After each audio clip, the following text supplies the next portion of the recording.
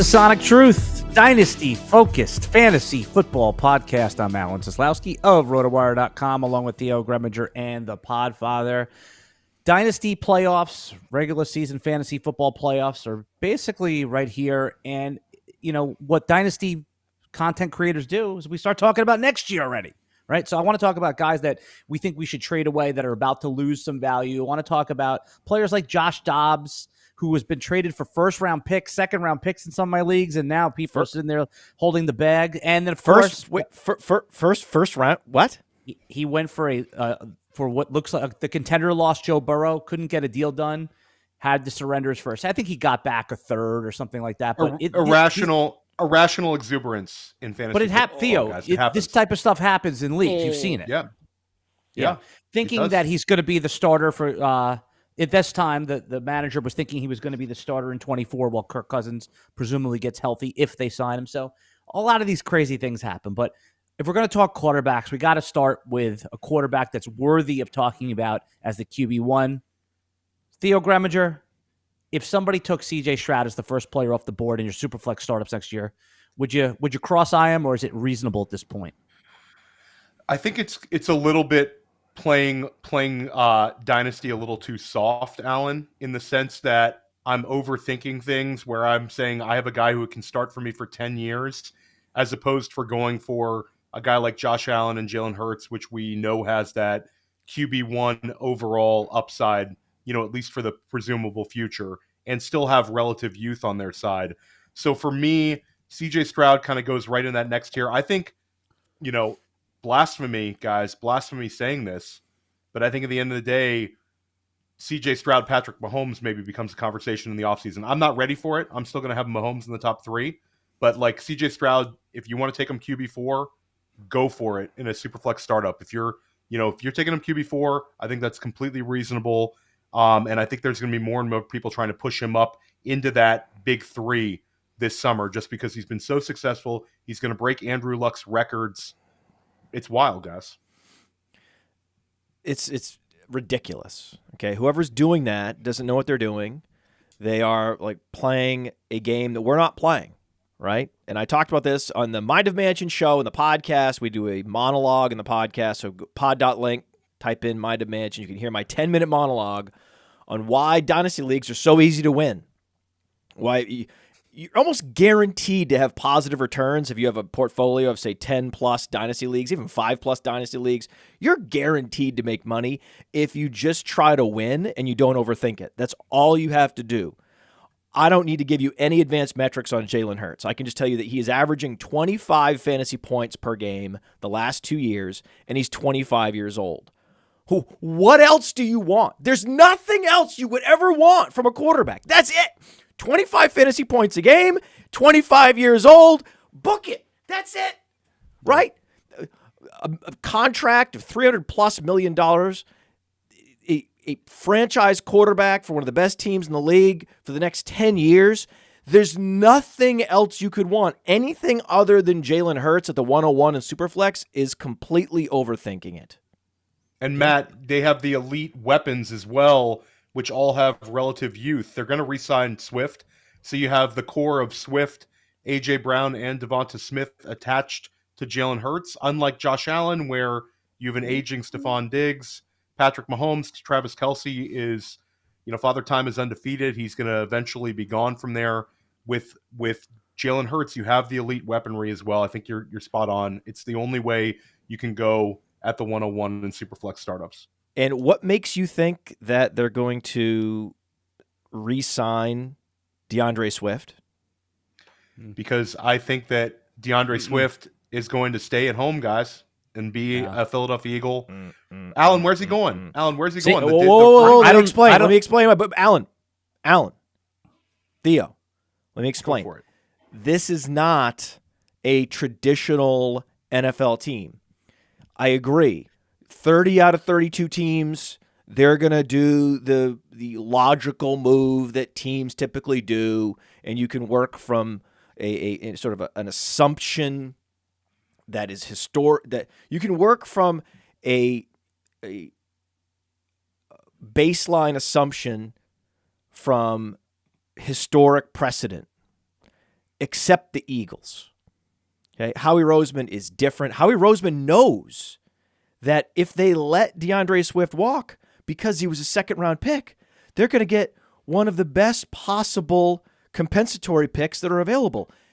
The theory of the case for bringing in DeAndre Swift was always that he was a one-year rental and that they were bringing him in for the compensatory pick.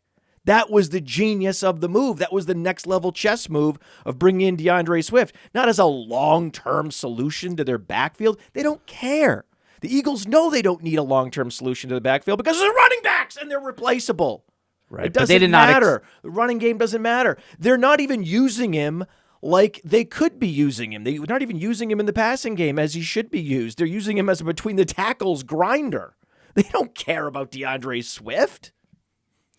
But they also did not expect to get the high end. They were like, hey, we'll see what we can get out of him. So I still agree with you. They brought him in. This is a one-year thing. Let someone else now get the used up DeAndre Swift. But to Theo's point is I don't necessarily think he's going to be gone. I just have Saquon Barkley earmarked for the Eagles next year.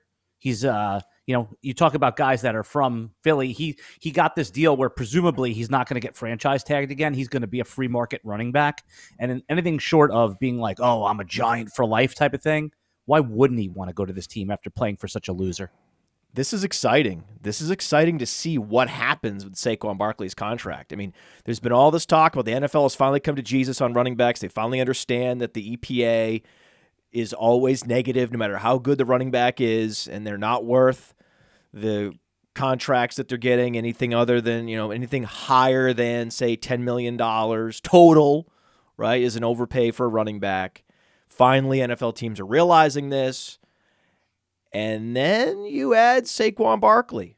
And they all have their pre-draft evaluations of Saquon Barkley. There's this perception that he is this superhuman running back still, that he's been squandered by the Giants. He's still in his prime. He goes in the open market. It's going to be very interesting to see if all 32 teams have truly come to Jesus on the running back position. Yeah, I mean, he could get a massive payday, but I don't know about the whole chasing, the title, Alan. Like, I think Saquon has been, complaining about his contract. This year he got the slight bump to stay. He's been on the franchise tag.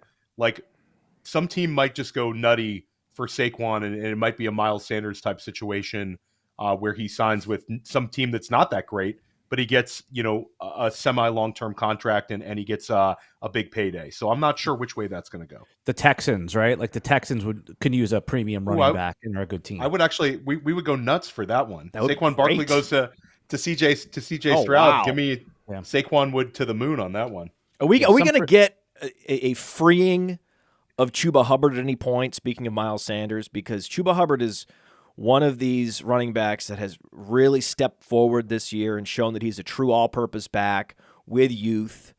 There's just precious few of those types of running backs out there who have size, who can run between the tackles, outside the tackles, and they're great in the passing game.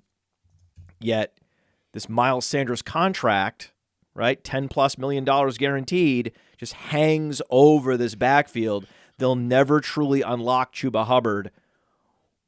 Are you buying Chuba Hubbard this year, this offseason? Oh, this offseason. Interesting. I have this offseason. I don't know. I've had so much Chuba Hubbard for Dynasty because he was so cheap, as a rookie. All right. See, that's not a good answer. Theo, we don't care.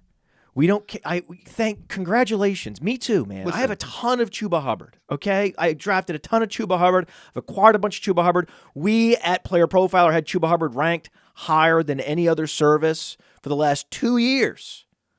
But pretend you don't already have, right, a cornucopia of Chuba Hubbard. What are you doing starting now and then into the offseason? I would say that he's like a purgatory value right now, Matt, because this might be his best opportunity.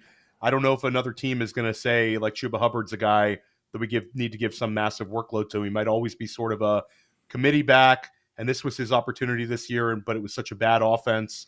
So for me, I'm somewhat neutral to Chuba Hubbard. I don't think he's a guy you need to go and fill up your dynasty roster with. Right. He's just like he's going to be good wherever he goes, but he's not going to have that. And he could produce. Like, look, last week he had 20 points, guys, but I don't think the dynasty market is going to be hot on him. So he could end up being like Devin Singletary, right? Where you're like, okay, I'll take him in like the 8th round of like a 1 quarterback league or like the 12th round. And then you're like, oh, I'm glad I have him in week 6 that now that he's getting me 14 fantasy points every week. How about guys? The free agent market, guys. Sorry to interrupt, but the free agent market is just so deep this year with the number of backs, the veterans that could change hands, and then you always have sort of like the wild card, Matt, like we saw last year, where a guy like DeAndre Swift gets moved. So I think guys like Chuba, they could just kind of get lost in the mix this offseason. He's not a free agent. He has 1 more year left in Carolina. The reason I love going out and acquiring Chuba Hubbard is because Miles Sanders is the best possible meat shield. They're not going to draft a running back early because they have Miles Sanders on the roster. When they're looking and evaluating at their backfield, the front office in Carolina is saying, okay, we don't have a problem with our backfield. Our backfield's good. We got Sanders and Hubbard, and we like Blackshear. This is not an area that we need to invest in. We have got to improve the offensive line. We've got to improve the wide receiver room. We have bigger priorities. So they're not going to draft a running back early. They're not going to go sign a running back for any kind of money. They just did that with Miles Sanders. So in many ways, Chuba Hubbard is in a great spot where he's not going to get usurped in the offseason. Not that it's easy to usurp him anyway because he's so talented. He's probably one of the top 20 most talented running backs in the league. Yeah, go look at the think about Chuba Hubbard's skill set and his size, and you find me 20 other running backs that are better than him in a vacuum. I challenge you to go do that. And you look up, and they've invested in the offensive line next offseason. They're going to be drafting offensive line. They're going to be signing more wide receivers. So we talk about T. Higgins, 2024 Carolina Panther T. Higgins. So they improve the offense, suddenly more touchdown upside, wider running lanes, and Chuba Hubbard has already usurped Miles Sanders and relegated him in a year where he had all of the organizational commitment behind him, and Chuba Hubbard said, don't care, I'm better than you. I think that the best argument right there is that it's like the last part of their focus. Like they have so many other problems and so many other things they need to do to get Bryce Young right that this is literally last on the list. So I do like that point. That's a very strong point there. Bigger fish to fry. All right, guys. Cliche alert! Cliche alert! Cliche alert! Cliche alert! Cliche alert! Cliche alert! We haven't had a cliche alert in a while, guys. Well, that means we're going good, right? We're not using fantasy football cliches. It's been months since Matt had to break out that button. I did that intentionally. I thought about not doing it, and then I was like, well, why don't I just say it and then hit myself with the cliche alert? I could do that. We missed the cliche alert. I miss it. Hey guys, Joe Burrow. I've had to trade him, lose some value on him. I see him. If you're in the playoffs and you've built a nice team, you're in 3rd place, 4th place, 2nd place, and your superflex quarterback goes down. Joe Burrow, top 5, top 6 quarterback in superflex leagues. I had, you could try to tear up by adding a round pick to him, but nobody wants to do that. So I was forced to add my first and get Kyler Murray and the guy's 2nd back. So bad value. But what am I supposed to do? Where's Player Profiler going to be valuing Joe Burrow? Where it was, QB6, QB7? I think that he's got insulation probably down to, I think, the bottom end for him would probably be like QB9. But Alan, I had to take haircuts on him as well. Like I traded in an FFPC single quarterback. I had to pivot from one contender, right, has a chance to win a lot of money. I send Joe Burrow and a 3rd for Tua Tagovailoa, which I didn't love doing at all. But then in another league, I traded Joe Burrow and a 2nd to get Kyler Murray, which I actually felt really good about. So I don't know. Like for me, the injuries catch up to Burrow, and also the fact that we've seen CJ Stroud pass him, and Anthony Richardson is going to go ahead of him in dynasty startups this offseason because of his immense potential to win you the league, the youth that he has, and the fact that it's not a lower body injury for Anthony Richardson that held him out for the season. So I think people are going to get re-enthused about Anthony Richardson. And then the fact, Alan, for Dynasty startups, Caleb Williams and Drake May are guys that the Dynasty community is getting extremely excited about in terms of their fantasy potential, let alone their draft capital. So Joe Burrow starts falling into a little bit of a purgatory tier of the elite guys. He's still insulated, but the insulation's not quite where it was before this injury, which before the season, Matt, I think Matt and Alan, it'd be interesting if he would have just missed the season with a calf injury in the preseason. I think maybe this would have been his dynasty value would have been maybe even a little more insulated. But then he comes back, has some struggle, then gets healthy again, plays well, and then gets injured again. I don't think people like the swings as much. So I'm going to say Joe Burrow. Matt, you think quarterback 9, 10 is kind of like the bottom of where he could fall to in dynasty startups? That's the bottom. We're going to be ahead of that. I mean, this is where you capitalize. This is what you're looking for. This is you're looking for when there is fear. You want to get aggressive, right? Yeah, it might go in the second round of some of these drafts, right? Like where Warren Deshaun Watson was going. Warren exactly. When the market is fearful, be aggressive. When the market is exuberant, be fearful. Okay, so we know that Joe Burrow is elite. And we know that he had a calf injury, and that essentially explains everything. And he's losing T. Higgins. Oh, my God, he's losing one of the great fake alphas in the history of the NFL. Big deal. They'll replace him. I'm not worried about it. Does he have Jamar Chase? Yes. Is he going to be healthy next year? Yes. The human body heals. He's still in his 20s? Yes. Then we're not going to be moving Joe Burrow down much at all. That's going to be a debate. Yeah. Is Joe Burrow versus Anthony Richardson? I'm looking forward to that debate. The way I am wired and the fact that I haven't seen Anthony Richardson have anything close to a full season of NFL production, and I know what I'm getting in Joe Burrow, I'm going to go Joe Burrow. Listen, I'm in my 40s. I'm a man. I'm 40, right? I don't play Dynasty in YOLO mode like others, which is another one of the reasons why I secure positive returns year in, year out, because I'm drafting a player like a Joe Burrow over a player like Anthony Richardson time and time again. Yeah. It'll be interesting, guys. Yeah, I was just going to say that I think that it's really going to come down to the argument is going to be, the upside of Anthony Richardson. But I think they're both in the same situation, like you said, because they both had injuries that knocked them out. They're both going to be considered fragile. But the difference is we've seen Burrow produce at elite levels and have. And just to be clear, just to make sure that I am specifying the format, superflex. Right, this is a superflex conversation. Of course, in a single quarterback league, I'm going to go Anthony Richardson. Of course, that goes without saying. They're going to chase the upside in a single quarterback league with Anthony Richardson. But in superflex, you're talking to someone who is as overexposed to Kirk Cousins in superflex as anybody. I unless it's Jalen Hurts, because Jalen Hurts is Tom Brady long term. And this theory that Jalen Hurts is going to slow down as a rusher in the next couple of years, I think is false. We haven't seen any sign of injury, weakness, inefficiency, a lower carries per game. We've only seen them ramp up his carries in the red zone this year. So there's no concern whatsoever with Jalen Hurts. That's why he is the ultimate unicorn, and drafting anyone over him in Superflex is insane and simply wrong.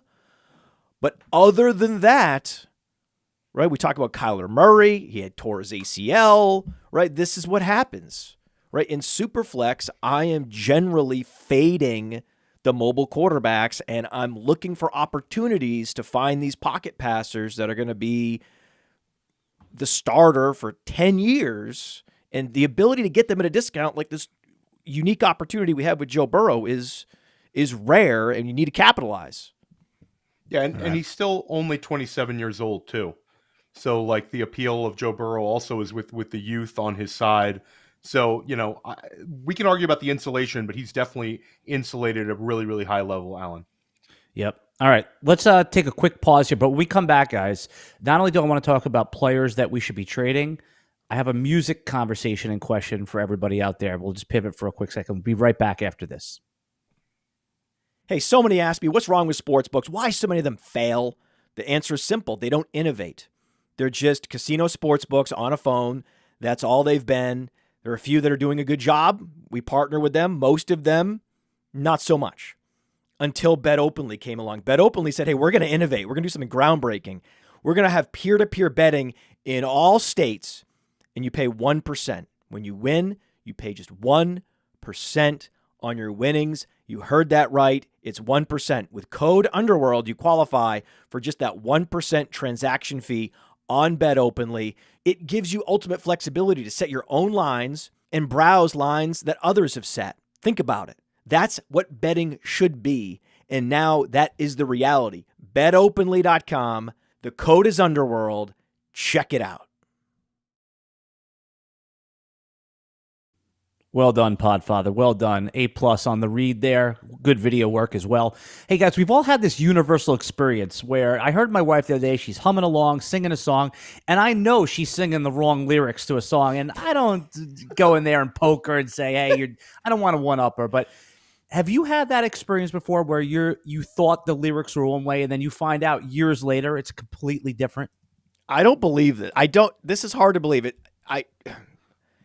The audience is going to think that we planned this, segment in advance, that we had this talk pre-show, that we're going to do in this segment, that, this is all contrived. No. I had no idea that you busted your wife doing this, because I was busted literally yesterday doing this. And this is a song that I thought I knew for years, right? Do you know the song Train, Drops of Jupiter? Oh, yeah. Yeah, I think, yeah, there's a little bit of mumble lyrics in there too that I've heard. This is like a famous one that people misconstrue.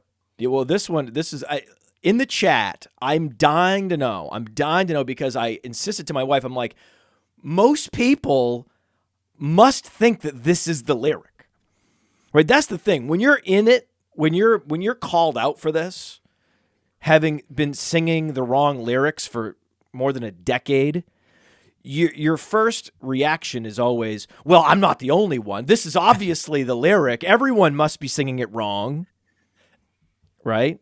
So here it is. This was and tell me, did you sail across the sun? Did you make it to the Milky Way to see the lights all faded?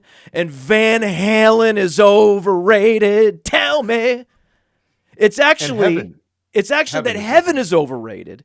If you go back and listen to that song and tell me it doesn't say that the band Van Halen is overrated.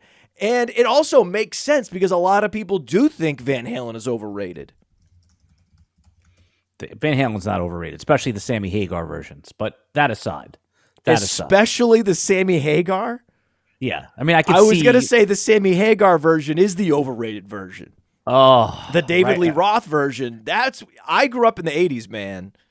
I'm older than you. That jump video was incredible. And then you go back to the 70s with Eruption and, all the guitar guys, they swear by Eddie Van Halen. Eddie Van Halen actually did the guitar solo for Beat It. Quincy Jones had him do it for Beat It as a favor to Michael Jackson, didn't even take any royalties on it. I just found all this out recently. So be careful with the Van Halen is overrated train. Be very careful. Are you a Van Halen guy, Theo? What's best Van Halen song of all time? I mean, Podfather named the two biggest classics. I don't think anyone can argue. But if we were adding two more to the Mount Rushmore, whatever Matt says, I was not a huge Van Halen. I'll do guy. Alan a solid. I'll do Alan a solid here, and I'll say right now. Yeah, I mean, that's what I was going to say, and that's Sammy. That's right Sammy. Now is a Sammy song. Yeah, and I mean that's the ultimate. Yeah, it's a great song. And the funny thing is when they were doing that record, because I heard Sammy Hagar interviewed on Howard Stern, and that was a good interview, by the way. I heard it too recently. It was incredible because Eddie Van Halen is just an incredible musician. Can play drums, plays bass, plays piano, and he had this piano riff that throughout the entire recording of the album, he kept playing this piano riff, and Sammy could never figure out the right lyrics for it. And Eddie was always complaining. He's like, Sammy, when are you going to come up with something for this? And he would just play that ditty on the piano, and he kept playing it the entire recording. They had like 12 songs in the can. They're about to ship it, and he plays it one more time, and Sammy goes, right now, hey! And then everyone looked over, and they were like, wait, what? Where's this going? And then suddenly, bam, they had the song. They had the song, and that's the signature Sammy Van Halen song. That's a good song. Franz France in the chat had a good comment, and it deserves to be acknowledged. He said, my favorite Van Halen song is Hot for Teacher. Very good. Very good. So, Theo, is there a song where you've been singing the wrong lyrics all along? No, not. I can't. I cannot think of one. I know this is one. This is more evidence we didn't plan this, Alan. Yeah, more like I really can't think of one. But I always heard Heaven is overrated in that song, Matt. So I think the Van Halen is overrated. I don't know what the chat says, but I think most people think it's and Heaven is overrated, and we're not getting that Van Halen is overrated when they heard it. But yeah, I can't really think of one. This is kind of off the cuff. You got me, guys. Dynasty off the cuff with songs. Now I can't do it. So in the chat, there's officially 0 people that heard it as Van Halen is overrated. Yeah, I never heard that one either. But now that you're saying it, I'm repeating it in my head. Nirvana, Smells Like Teen Spirit. I mean, famous mumble lyrics right there. Well, so famous that Weird Al had the parody song, Smells Like Nirvana. Right? What is this song all about? Can't figure any lyrics out. How do the words to it go? I wish you'd tell me. I don't know. Don't know. Don't know. Don't know. Oh no. Don't know. Right? Amazing. I recently played that for my daughter, and she couldn't believe it. She was like, what is this? Like, when you're a young person, a 10-year-old, 11-year-old, 12-year-old, and they're introduced to Weird Al for the first time, she was like, what is this? Was this on YouTube? Is this like a TikTok thing? And I'm like, no, this was a huge record. No, this guy was on MTV all the time. He sold millions and millions and millions of records. This was a mainstream thing. This wasn't like a niche social media thing. And it's funny. Really, if you think about it, Weird Al was the first TikTok artist. If you think about what social media has become, everyone now is online trying to be Weird Al. Yeah. If you're talking about like the first person to go viral before the internet, like true organic virality, it was actually him. And it was also, do you remember the Jerky Boys, the prank phone call guys? Yes. Everyone had the tape in the 90s and early 2000s. They went viral before the internet. So if you like prank phone call stuff, the Jerky Boys, I think. Yeah. Hey, Jerky, what's up? Hey there. See you a little later, and it's right. Back to Dynasty, guys. That was a good one. Should we? Please. I don't know. All right. What do you, I do have a question because we saw Jake Fergeson shredding in Thursday Night Football. He was already a top 10 tight end in fantasy, right? Sam Laporta, top 3 tight end this year. Fergeson, top 10. So do you think that he's now in the conversation to be a top 5 dynasty tight end at some point? I personally don't, because it's so difficult to break into the top 5 right now. We're in like a renaissance period where you've never felt better in a dynasty startup about the tight end position, Matt, because you have let's back up and talk about Jake Fergeson, because a couple of takeaways here. Like a year ago at this time, we would have been talking about Chig Okonkwo and Greg Dulcich from this class as guys that, hey, we saw them flash during the season. Now, Trey McBride and Jake Fergeson are looking like long-term dynasty assets, and those like Chig and Dulcich are like way in the past. Never and knew. Then you also have the three straight seasons now that Dak Prescott's going to produce a top 10 season for a tight end position with different players, Dalton Schultz and Jake Fergeson. So, like, I love Fergeson. Don't get me wrong, but when we start looking at dynasty startup values for tight ends, Matt, okay, Laporta. There's nothing that fantasy analysts like more than identifying quarterback X loves the tight end. Yeah, right. It's the best. It's the best. And Jake Fergeson next year, Matt. Jake Fergeson will end up finishing this year maybe as like tight end 6, tight end 5. The way he's young. That's why I asked the question. Well, I think when you get into dynasty startups, guys, I think the question now is like Fergeson or the upside of Kyle Pitts. I think like, the Trey McBride stuff, I'm pushing those guys up to tight end 7.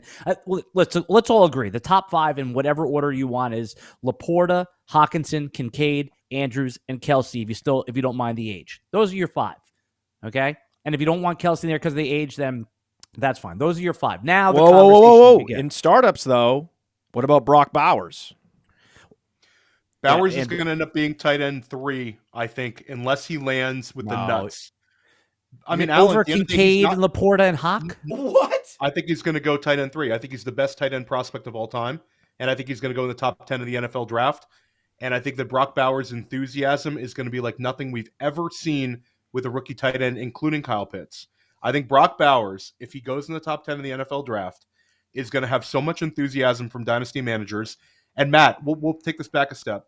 Brock Bowers, I think, in FFPC leagues, like tight end or your own tight end premium leagues, he's going to, in non-superflex, I think he's going to end up being the 102. Okay, right behind Marvin Harrison Jr.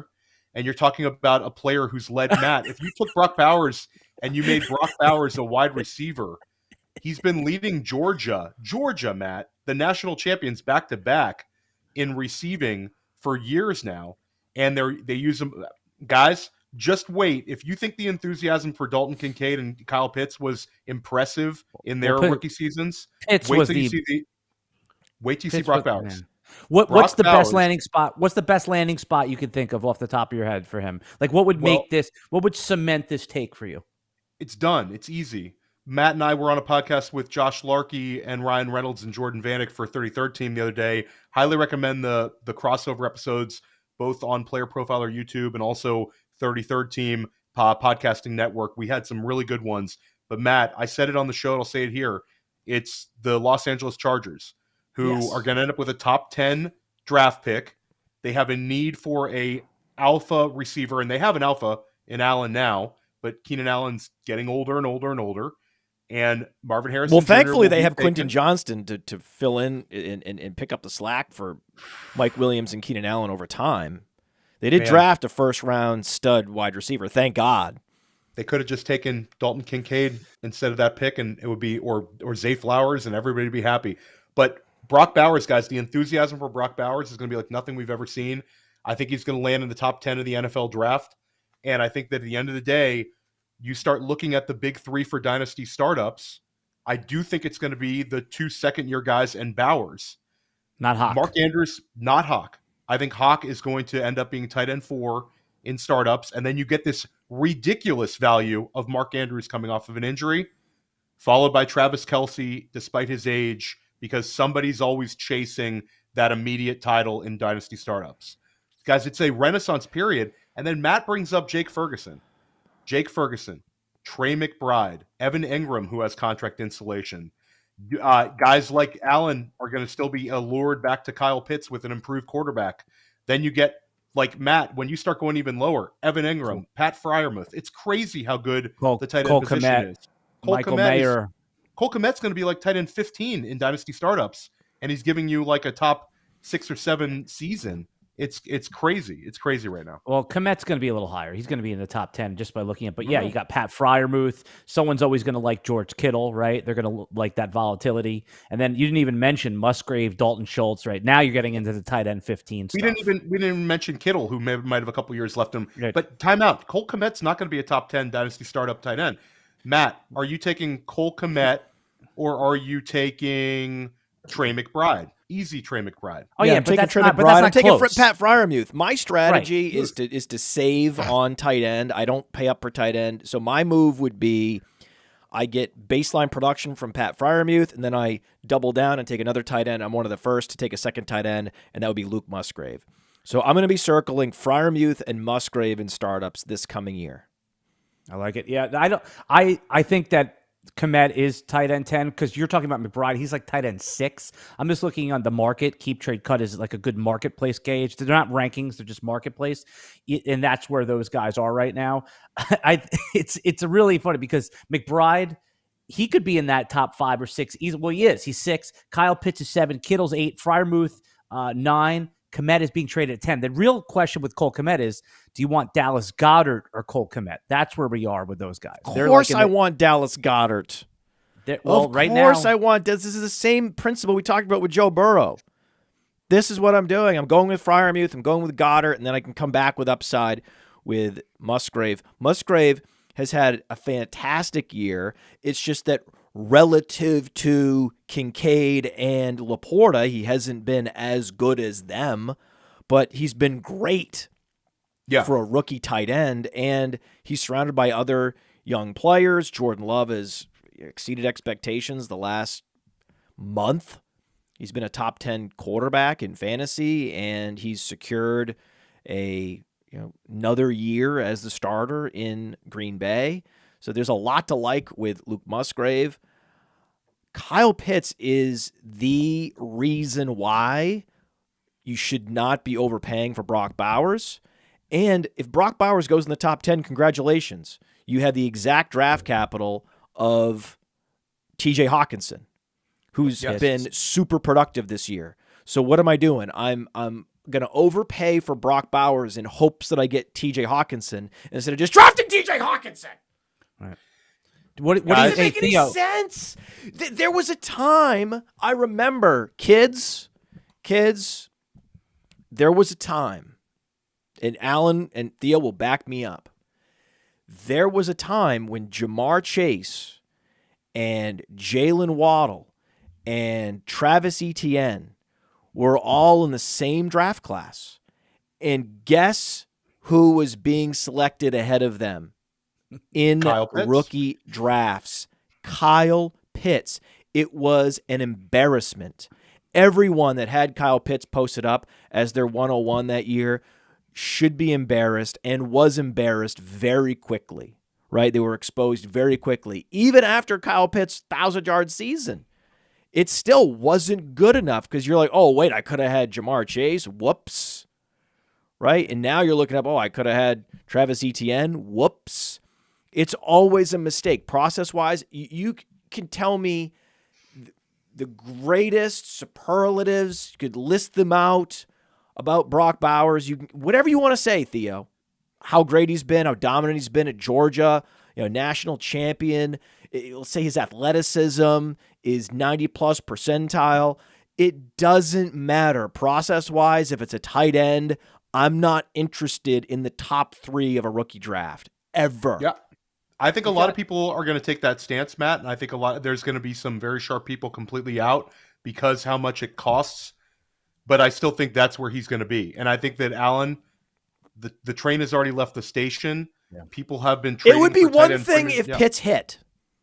Okay, if Pitts was a hit, right? If Pitts had followed up that 1,000-yard season with another 1,000-yard season, and then he was just having maybe a subpar season this year, but like otherwise he's been widely known as a hit, then it would be a little easier to sell the public on. But given that Jonnu Smith currently has more fantasy points than Kyle Pitts, I think we're in a position where it's going to scare a number of people away from Bowers, and you're going to have 12 people in a league, all the league mates, just aren't able to close their eyes and push the button in the top 3. I hope. But there's going to, but listen, I think this, I always think this, I say this in December, and then all the articles come out and all the podcasts come out talking about Brock Bowers on a loop in February, March, April, and you look up in May and he's going at the 102. Well, I'll say that I'll take the counter argument to you, Matt, is I think it's not the Kyle Pitts that comes into people's minds with Brock Bowers. I think it's that the recency bias of Sam Laporta and Dalton Kincaid both giving you top 5 essentially top 5 redraft seasons at the tight end position.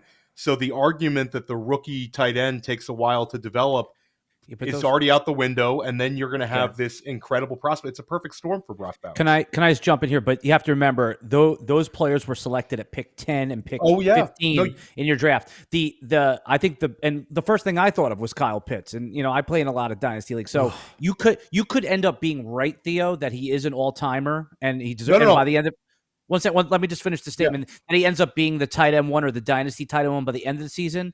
But I think what Matt's saying, and I'm leaning a little bit towards his opinion here, is that the mindset, the psychology of the dynasty player will be, I just got crushed in my dynasty league. I have pick 3, pick 2. There's so many good players here. I cannot take a tight end. But it doesn't discount what you're saying is wrong there. The one other element to think about is that it's not a strong running back class. So it's a weak running back class, and so you could end up with a consensus 1-2 wide receivers, right? And then it ends up being wide open at the number 3 spot, and Bowers just fills that void. That's what I think might happen. That would be the case for why Bowers goes at the 103 in rookie drafts, is that there's just a void there. There's a pocket, and he fills that pocket. We'll give you a quick, like we gave it to you last year. We had these conversations with the rookie drafts, and I cannot wait to talk about this 2024 class with you guys for like months on end. But Matt and Alan and I literally told you that it's going to be a transformative year at the tight end position, that it's going to be a really good year for running backs. We said that the wide receiver position was going to, maybe lack the true elite guys, and we were right on that. But this year, it's easy. Matt just told you.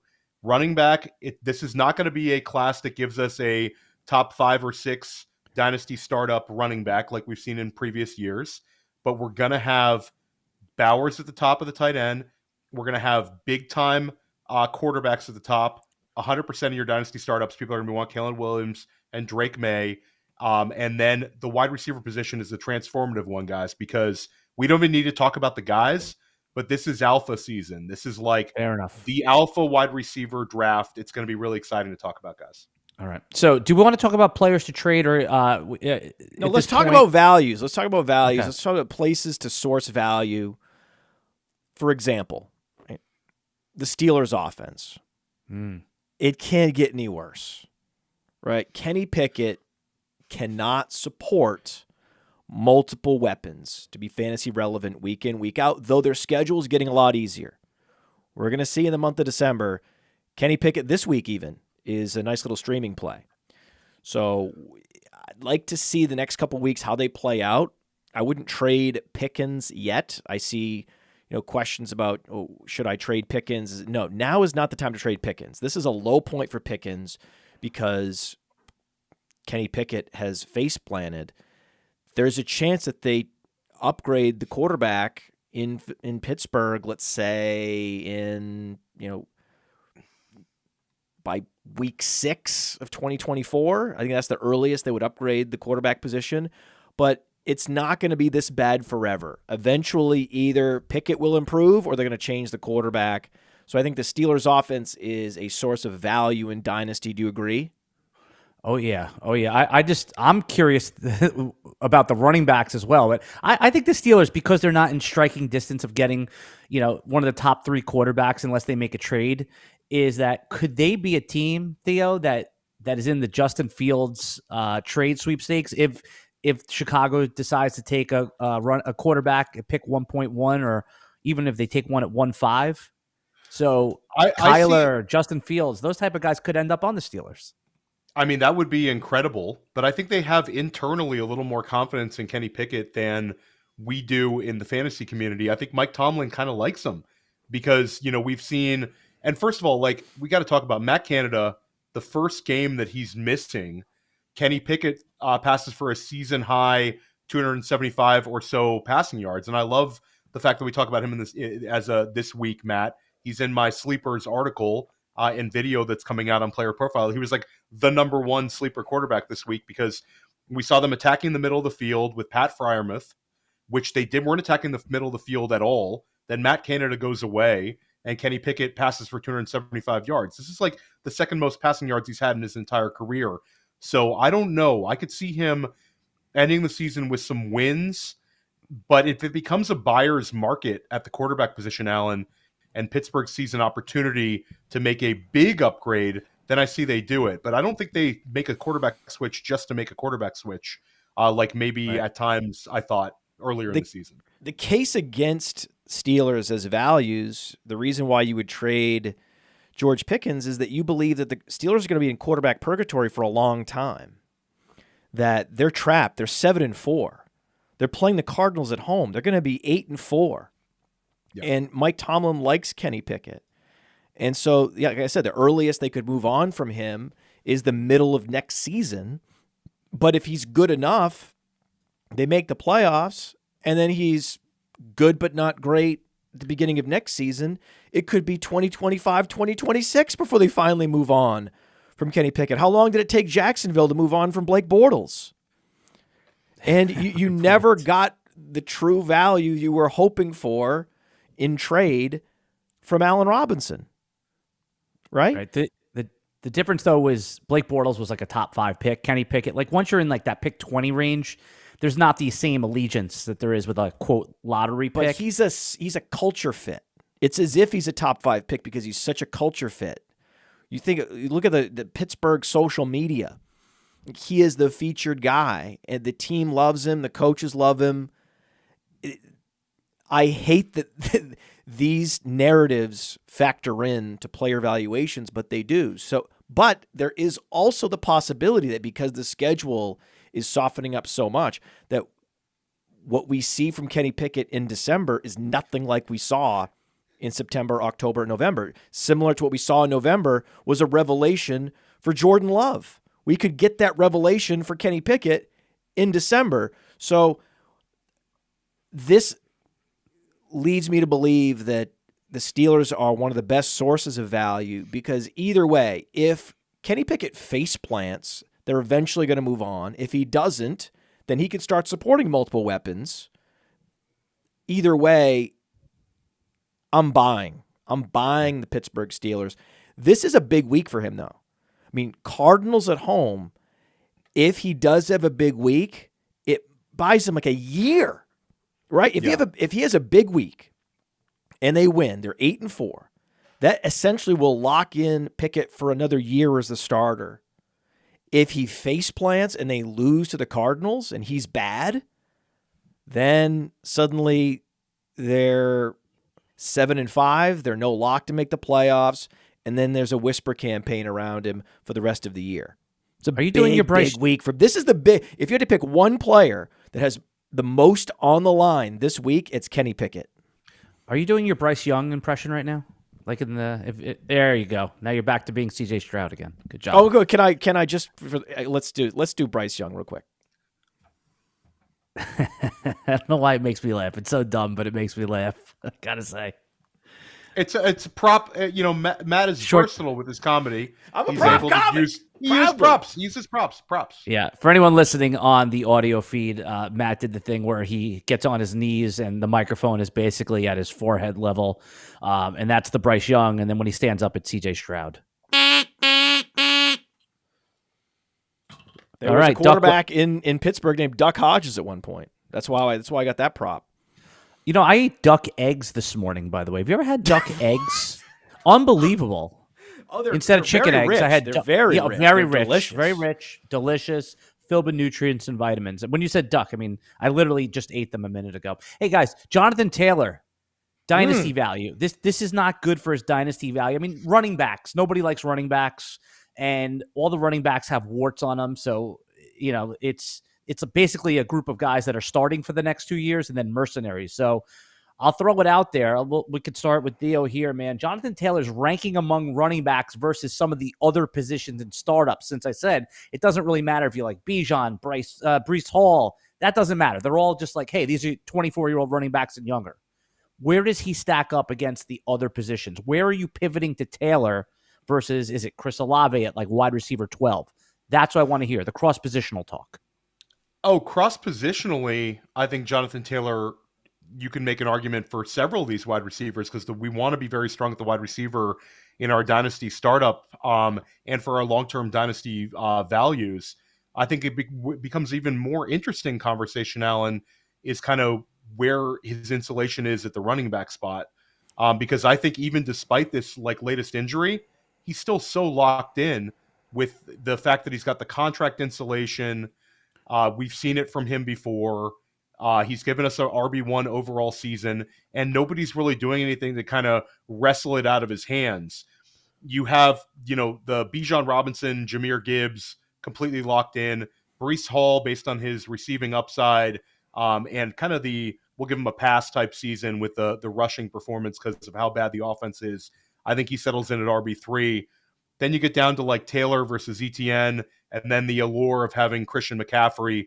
And then the wild card guys is Devon Achane, because I think if Devon Achane comes back and gives us a couple more smash performances and makes his mark on the fantasy playoffs, I think he's going to be with a guy with a ton of enthusiasm. So when it comes to cross positionally, I'm going to favor a lot of these wide receivers, Alan, but at the running back spot, Taylor does have a lot of insulation right now. Well, let me throw out a couple names for the Podfather. If you're on the clock and you're looking at someone like Jaylen Waddle, who's been a little disappointing for fantasy. I mean, he's had a couple big games, and you're just position agnostic right now. You have one, say you have, one receiver banked already or one quarterback. What are you going to do there? I hate this question. It's question tough. So it's a tough one. It's a really good one. This question. Olave's in the same position. Yeah, Olave. Right? It's Olave, it's Waddle, and then I love Devontae Smith. I've had to keep up for Devontae Smith all year. Like, this guy is the steadiest, injury-free. I mean, he is essentially the perfect pairing with Jalen Hurts, in that Jalen Hurts is just a rock at his position. Devontae Smith is a rock at his position, and I really value that. You can go up and put 14 fantasy points a game, but as long as you're a rock and I can rely on you week in, week out, that's the guy I want. Olave, same thing, 14 fantasy points a game. Jonathan Taylor and Chris Olave have the exact same fantasy points per game this year, 14.4, but Jonathan Taylor has been doing it, splitting carries for much of the season where he's been playing 50-50 with Zach Moss. Only in the last few weeks before the hand injury did you see him regain the primary back role fully. The upside of Jonathan Taylor is so good that I'm going in that direction, but I don't love it. So that's where I'm at. I'm going Jonathan Taylor, and if that's the decision point, if Garrett Wilson's off the board, yeah, well, the older guys too, the Tyreek Hills Amon-Ra's off the board. All my receivers that I believe are the elite of the elite talents are off the board, and now I'm into the high-end beta receivers around the league. I'm still leaning alpha running back. I'm still leaning on the guy that's going to be 25 years old next year. You're going to get age 25, 26, 27 season from Jonathan Taylor. He's a 20 fantasy points per game running back. It was just last year, he was the consensus 101 in seasonal leagues. That's the direction to go, because while I love Devontae Smith, I don't think that Devontae Smith's winning you a league. Right? Now, Jaylen Waddle, unless Miami moves on from Tyreek Hill, which they can't with the contract, or he gets injured, he can't be a league winner either. So for that reason, I'm going Jonathan Taylor, but I'm not loving it. I don't love, technically next year he's going to be post-Apex, and there's all this uncertainty about his contract and about his stability moving forward, but he is going to end up somewhere. He is going to get a contract. He's going to get at least 3 years of stability with his next contract. And again, those are the 3 years that you're looking for to, optimize fantasy production. And more than 3 years out, I don't care what happens to anyone on my dynasty. I don't care. I'm just looking at, I have a 3-year window, and there's enough prime years and production left on Jonathan Taylor in the next 3 years to push the button, but it's getting close. I love how you bring up Zach Moss, Matt, because I think that's another thing about Jonathan Taylor is we've seen the success of like the running back position in this Shane Steichen-led Indianapolis Colts offense now, whether it's Taylor or whether it was Zach Moss early, and now you're going to see like the next 3 weeks, Zach Moss crush again. It's a running back friendly offense, no matter who the quarterback was. We saw targets to the running back position. So yeah, I think I'm with you, Matt. I think I'm Jonathan Taylor over Devonta Smith and Jaylen Waddle. I think I'm Jonathan Taylor over Chris Olave as well. Yeah, he's going to stay he's there. I mean, what is it? What was the contract extension? Was it $26 million guaranteed, something like that, right? Basically, I know it was more than $25 million guaranteed. 3-year deal. He's going to be there for 3 years. So, and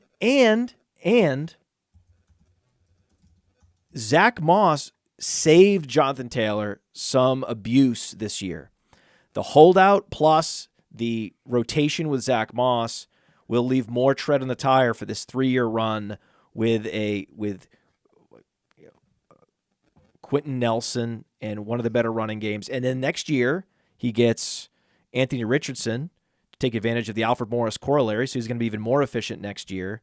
The question is, are they going to keep running Anthony Richardson in at the goal line next year, or are they going to let Jonathan Taylor? Like, I think that it's interesting that the injuries that occurred this year to Anthony Richardson were on the goal line.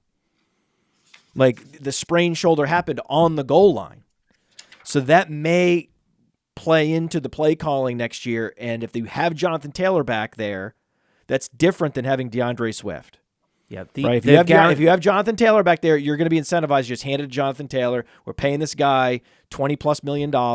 Let's go hand it to him. He's our guy at the goal line. So it may be a situation where typically the mobile quarterback is a burden, but also a benefit, right? Yeah. In that you're more efficient as a runner because of the option plays freeze linebackers, but then the steals and siphons away some of these goal line carries. You may get the best of both worlds with Anthony Richardson, where you're still going to get the goal line carries, but you're going to be benefiting from the threat of the mobile quarterback between the 20s. Doesn't this go back Doesn't this go back to the original Alfred Morris corollary? Isn't this like one of the core principles of Player Profiler was built on? Yes, that's what I'm saying. Is like the Alfred Morris corollary.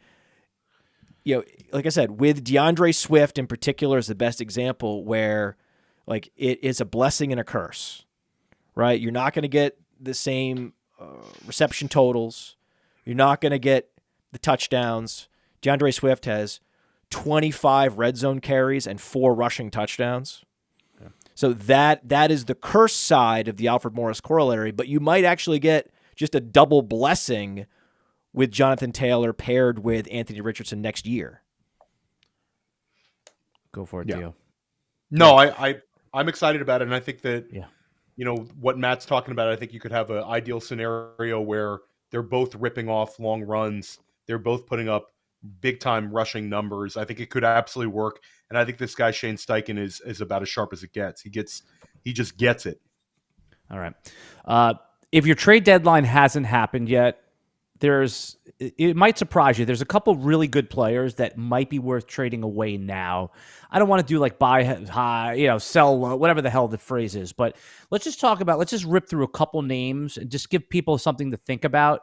Players they might want to get off their roster, because a lot of trade deadlines are this week, guys. And I know I didn't really prep you or anything like that, but just a couple names off the top of your head that might be unusual, non-obvious players we want to get off our roster, even if it looks like we're taking a value haircut. But meanwhile, 3 months from now, we're going to be happy we did it. Jacksonville wide receivers, right? You might say, oh, well, the Podfather is notorious hater of Calvin Ridley and lover of Christian Kirk. Yes, I love Christian Kirk. Sell high, right? What does that mean? I don't mean, like Calvin Ridley. Give me an Sell example. high, right? So the reason look at the schedule coming up. Week 14 at Cleveland. So you have a potential weather problem and the fact that Cleveland walls off passing production. Then they get Baltimore. That's just going to be low scoring. Okay. Then they're at Tampa. Tampa doesn't necessarily give up a lot of fantasy points to opposing wide receivers either. And then you have the worst of all worlds going to Carolina, or they get Carolina at home. Now you have a low-scoring game against a team that doesn't give up a lot of fantasy points to wide receivers. So suddenly, you enjoyed some nice games from Ridley. Had 103 yards and then came right back with 89 yards against Tennessee and Houston, which is what you would expect, right? Calvin Ridley shreds soft secondary, so had a good game against Tennessee, had a good game against Houston, had a good game against Indianapolis. That's what Calvin Ridley does. Sell. But Calvin Ridley is a classic beta receiver, a classic Alabama beta, right? Right. A better version of Jerry Jeudy. Christian Kirk is also a beta. Christian Kirk is a quintessential slot flanker, and eventually Jacksonville is going to want to acquire a true alpha. They signed Calvin Ridley to a 1-year deal, right? So they're in the market for a T. Higgins next year. They're in the market to acquire a true X receiver because they don't have one. So there's a lot of reasons why you want to try to shed Kirk and Ridley now. You were talking about buy low on the Pittsburgh Steelers. Theo, would you do that if you agree with Podfather's assessment of getting rid of Calvin Ridley given the schedule? Would you trade him away for, say, George Pickens and something a little extra on top? Is that a reasonable? 100%. I'm trading Calvin Ridley for George Pickens plus. I have George Pickens ahead of Calvin Ridley in my dynasty rankings. So if I can get a pick on top for the perception of the league winner, if people view Calvin Ridley as somebody who could help him over the top, then that's a great pivot to make, Alan. You get younger at the wide receiver position. We think the Pittsburgh offense is going to be better next year. And the fact that there's target competition for Calvin Ridley, plus he's getting older, I'm definitely making that pivot. And that seems like a trade you could actually make, right? Look at the bottom of your standings. Look at the bottom 4 teams. Oh, George Pickens is there. Oh, I mean, would you go as far as to do something like that for like a combination of 2 guys that haven't produced yet? Say like Jerry Jeudy and Marvin Mims, take them both, thinking that you're going to get a stock split, right? Is that too much like gamble right there? Depends on the context of my team, but if you tell me I can get a pivot to a Marvin Mims plus, I don't necessarily love the Jeudy side of that, but if I can get how about Marvin Jacoby Mims Myers, Jacoby Myers and Marvin Mims, someone that's not a sexy. There we name. go. Jacoby Myers is outproducing Calvin pivot. Ridley already. There it is. It's a good pivot. That's a good and you pivot. can get that done because nobody thinks Jacoby Myers like, oh, I got to have him, but he's one of those guys that produces, like you said. I love that trade. That's a good one. I hate being the one acquiring the quantity for quality, but like I said, Kirk and Ridley right now are fake quality. So give me Mims and Myers all day there. All right. Guys, the market is trading Tank Dell as wide receiver 11 right now. I mean, that's where the market is on him. So I hate to use, again, I don't like using the fantasy cliche sell high, but I have to ask. It's hard to sell a guy who's producing and that's fun to own, but is this an opportunity to figure out what you can get for Tank Dell before your trade deadline, even if you're in the playoffs? Well, what am I getting for him, Alan? Because I think just blindly Brees trading Hall. high. Brees Hall straight up. I'm going to take Brees Hall. That's a trade that can get done.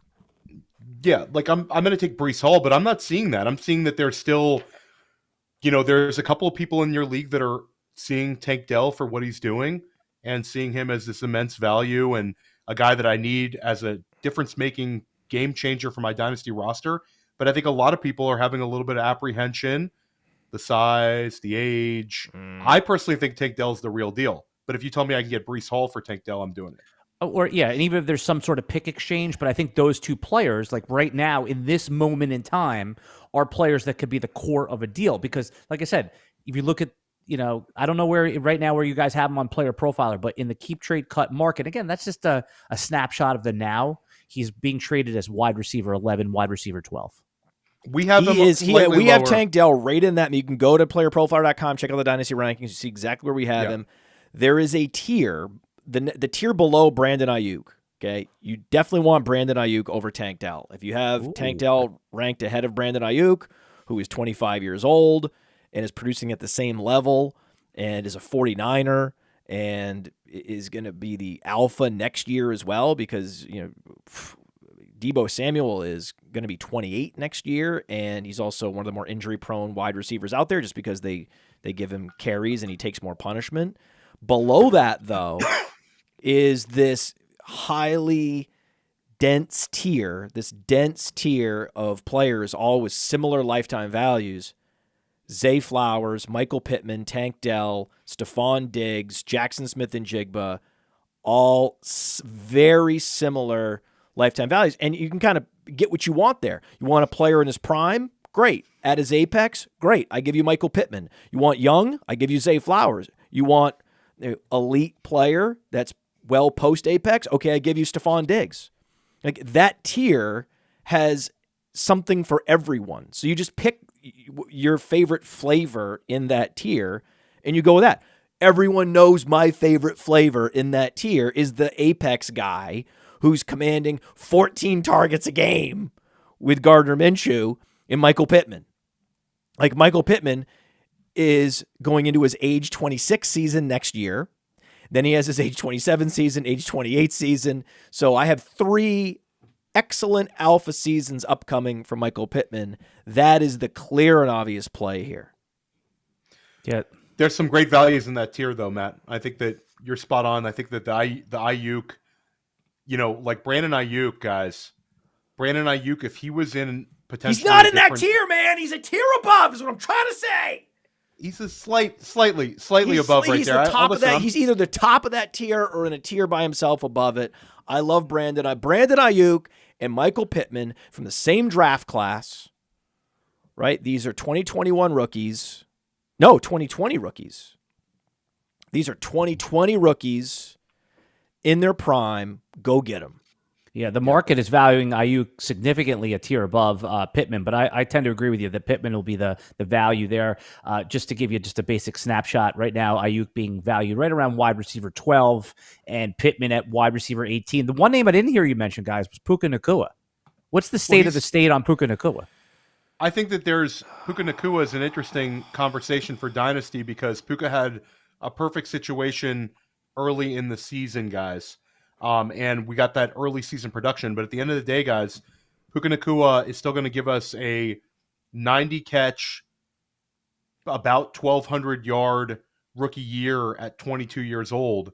And historically, guys that are putting up those kind of early numbers in their career are not going to fade away. And we also have the fact that Cooper Kupp is looking like, guys, Cooper Kupp is basically dead right now in redraft.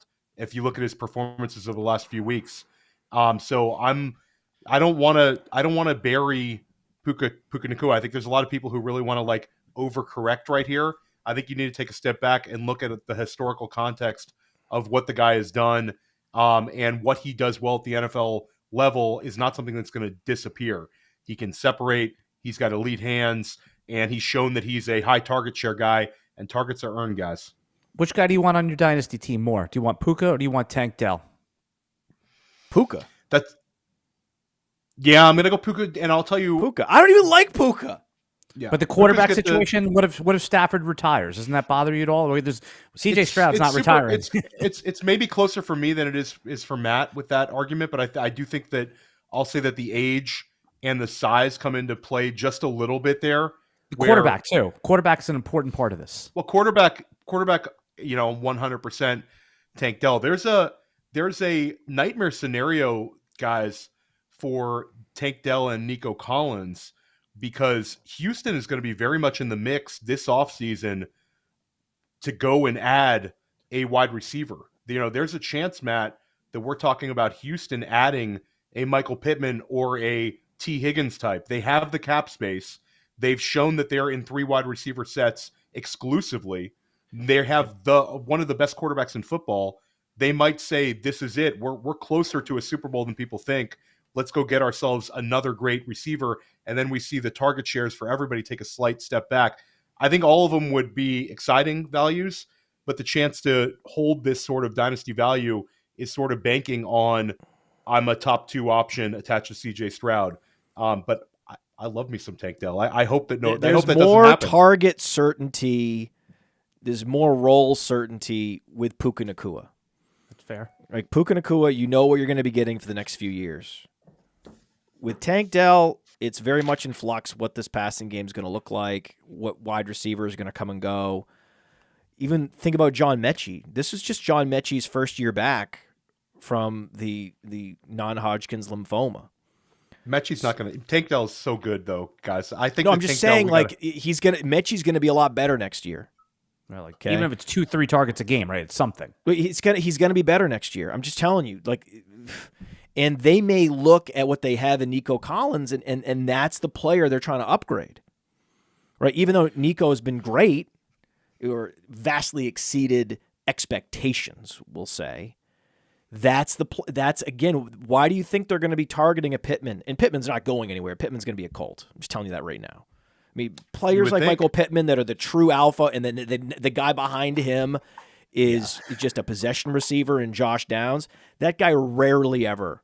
That's what the franchise tag is for. Like that is exactly what the franchise tag is for. Is for a Michael Pittman, where T. Higgins is T. Higgins is gone, right? So there's going to be a market for him because there was a market for Kendrick Bourne at one point. So there's going to be a market for T. Higgins. Kirk.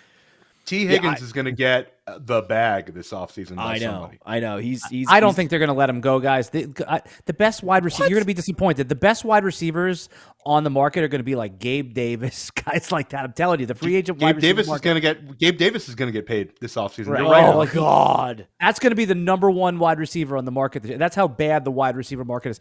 T. Higgins, again, we could, say fake. There's just a lot of receivers in Houston. There's nobody in Los Angeles if Cooper Kupp is out or hurt or not 100%. There's no one else. Are we doing Dynasty Buys right now too, Alan? Or are Yes. we just talking about guys? Okay, so I'll give you a Dynasty Buy. One that I heard a piece of paper open there. You have a list, because don't I you? have. Listen, no, I got. He's got one, papers. I got one. Listen, I don't want to take away from you guys. Get the papers. I got to get the papers. Get the papers. Get the papers. Maybe two times. So the guy that I want to try to go get in Dynasty right now, he's 27 and a half years old. He's 4th overall at his position in targets.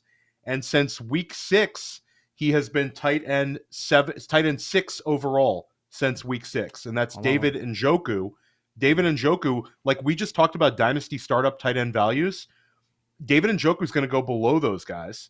David Njoku has this perception that, he's not quite there. But we've seen the Cleveland Browns have success with Njoku with multiple quarterbacks this season. And Njoku's the guy that I'm trying to go get to kind of push my team over the top, especially if I'm iffy at the tight end position. And what's interesting is the Joe Flacco argument, where people are like, this argument you're making for Njoku is wrong because Joe Flacco's there now.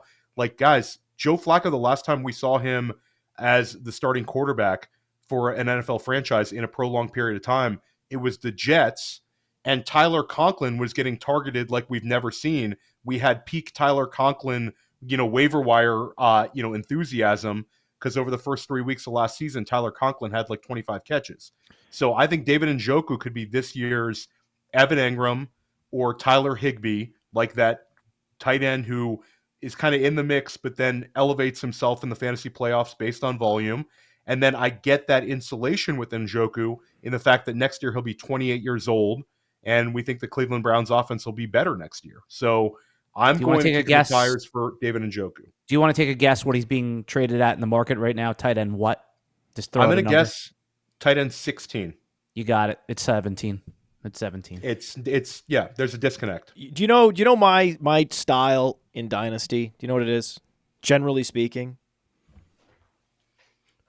I'm a buy high guy. And who are my guys? If you go to Player Profiler, there's a little icon with the foam finger, the number 1 foam finger. And I've got 2, actually all 3 of my guys are guys that I'm trading for. Okay?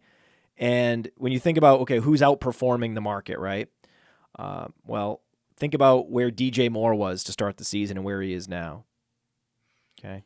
He was a 13 fantasy points a game guy. This year, a 17 fantasy points a game guy. That's my guy, right? And by the way, it's over. Remember the dichotomy between DJ Moore and Calvin Ridley? Both first-round picks, the only 2 first-round picks in their draft class. I think that's over, right? And he's coming off 2 20-point games. And if that's the point that someone's like, okay, I'm ready to sell high now on DJ Moore, I'm going to cash out, I'm your Huckleberry. I'm the guy. I'm making the market. I'm the market maker on DJ Moore, and I'm the market maker on Rachaad White. Rachaad White's another one of my guys. He's looking like the key to 0 RB rosters in redraft, drafted in the 7th round. We received an influx of criticism about where we had Rachaad White ranked in Dynasty. Did we not, Theo? They're not. We don't hear from those people now, Matt, because he's running back 6 overall in PPR right now. Yeah, this one's got to feel good. Killing us, Matt. Killing us this offseason, and here we are. He's running back 6 overall. The guy is, like you said, producing big time, and it's week after week. Last week he had 13 PPR points, and that was his worst performance in like 7 weeks. Like, the guy's just putting up weekly numbers for you. He's going to end the season as an RB1, and we were all over him last summer. All over. And I'm still, and you're like, okay, I'm gonna cash out on Rachaad White. I don't like where this franchise is headed. It's all this uncertainty. He's a running back. He's a little older than most running backs with 2 years experience. I'm going to go ahead and cash out. Again, I'm your Huckleberry. I'll make the market on him.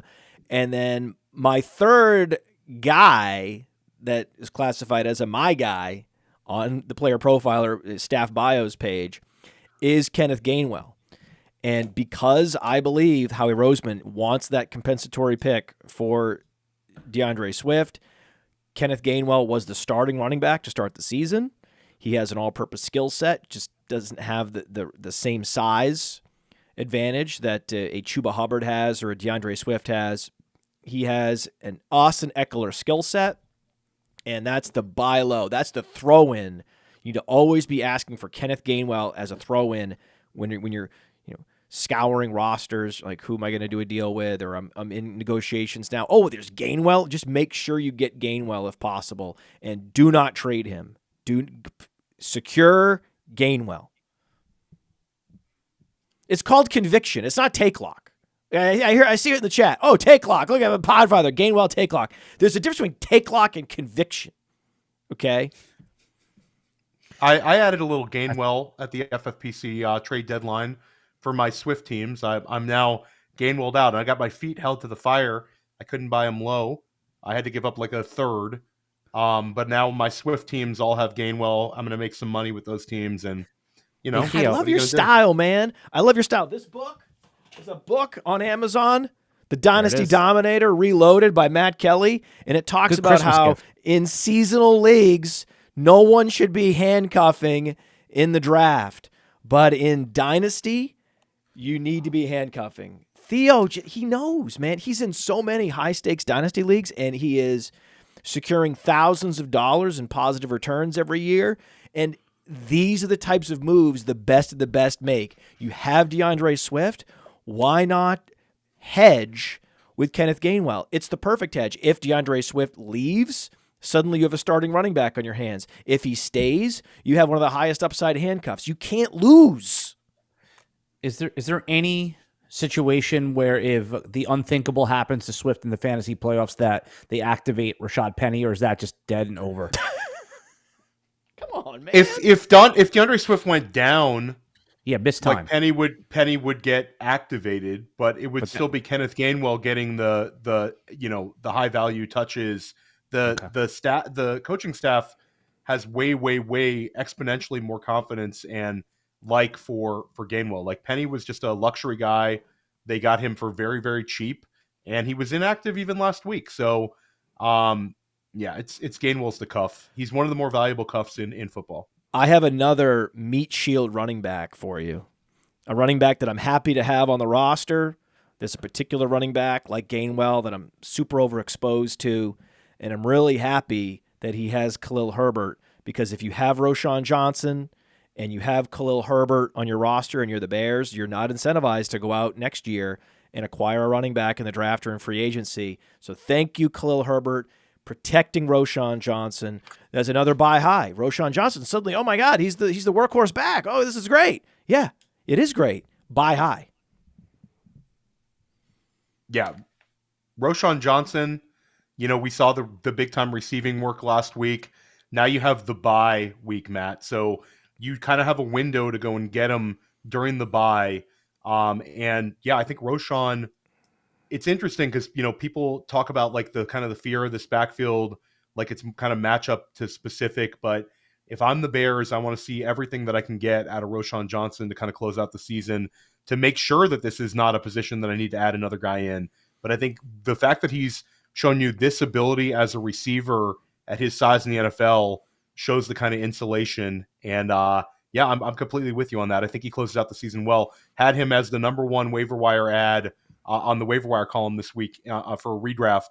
And he was still available last week in like 22% of, or excuse me, he was only rostered in like 22% of Yahoo leagues. So he's very much available. You have to sit through the bye week, but if you're a redraft manager, I think Roschon could be a guy that we can get fantasy playoff starts out of. Do you have any Roschon Johnson, Alan? Oh, Alan, you're muted. Alan's mic is muted. Sorry, I had to leave for a second. I told you I have an HVAC guy in the house here. But yeah, no, I have a couple Roschons because... Wait, what is this HVAC problem you have? What is this? The whole thing went out. Like, heater, air conditioning, the whole thing just crapped out. Bad fan. It's one of those things where it's going to be 1,000 plus, right? Just when it goes out. So we've had it for a while. The motor... I was hoping that there was something with your toilet, some toilet problem. Oh, no. Well... This was not the HVAC is not toilet. HVAC is air conditioning and heating. No. I was hoping that like whatever the piping was, like with the water, right? That it was something that it was I was just hoping for something sewage related. Yeah. I have had what's it called when the power goes out. Sometimes that's when I normally have to do number twos, and it stacks up because you're not allowed to flush. There we go. You ever get the stack above the water? This is what I needed from you. This is the commentary we were looking for. Thank you. And by the way, here's the other piece of that. Do you use? I'm assuming you guys use wet wipes. You don't use the dry toilet paper anymore. I don't flush the wet wipe. So after I wipe the anus by using the like, I put the finger in the napkin and get in there. I throw it in the garbage, and my wife is telling me that's disgusting. Like I just keep it in the garbage with the little bit of feces on the end of the wet nap. Well, that's the correct move. That's what I thought. We actually had our main sewage line back up with wipes because we're a big wipe family, and I also had to train other members of my family in the process that you do the heavy lifting, the heavy plowing of the snow with toilet paper, and then you need to go in at the end and finish it off with the wipes. Because if you start with wipes, you'll end up going through 3, 4, 5, 6, 7, 8 wipes, and that's how our giant sewer main got blocked. And that's thousands of dollars to get one of those power, whatever that's called. There's a power flush, power hose that they put in there, which is there's a normal snake, right? So the normal snake is like a $500 job. And then if they have to do a power flush, that's like $1,500, right? And that's what we're looking for. So I was talking to my family. I was like, listen, we actually got charged for a power flush because you people are flushing 8, 9 wipes at a time. Go in and do the heavy lifting with your toilet paper. Come in at the end and clean up with the wipies, and then those go in the garbage. You have it backwards, the by the way. Podfather's the one paying these sewer bills. You have it backwards. The initial plowing should be done with the wet wipe. I mean, no. Absolutely not. That's wrong. No, that's wrong because then it's not. You don't want to do the final finish with the toilet paper. That's uncomfortable. Well, no. What you do is you do the major scooping of the chunks that sticks to the anus hair first with the wet thing. No, you don't. You don't want to get it wet first. It's like if you accidentally drop crumbs or dirt on your floor. You don't want to put a mop down. You want to sweep that up because when it's dry, it comes right up. It's when it's dry, it's coming up. The moment you apply wetness, it sticks. The problem is I have a very hairy anus ring. Like it's extremely hairy where I have to clip it. I have to put the foot up on the counter. This is I'm not joking about this. Like Alan, you're like a toy poodle essentially. you got a lot of hair down there. Yeah, but I'm like an inordinate amount, like where it's a little bit disturbing. Like if I, like it hangs a little bit out of the cheeks. It looks like it's like a bird's nest coming out of my ass a little bit. I was trying to cross promote. Anyway, people with I also have more than the average amount of body hair. We've talked about this before. Theo, he is the lower percentile body hair, upper He's percentile. like peach fuzz. He has peach fuzz hair on his anus. Listen, guys, I got enough. And Allen is an extreme outlier in terms of body hair. For most people, the process is, and this is the recommendation from the Podfather, this is the recommendation, toilet paper first, then wipey, and throw the wipies away if you respect plumbing. Hey, I want to take a moment to thank you for tuning in. It's important to me that all of our media be free. This is only possible because of you allowing a true independent sports media enterprise to thrive unlike any other in the business. So please subscribe to the All In Package to continue to make all of this possible, to ensure that all of our stats, information, data, content is available to you, especially you, the people that get the site and get the show.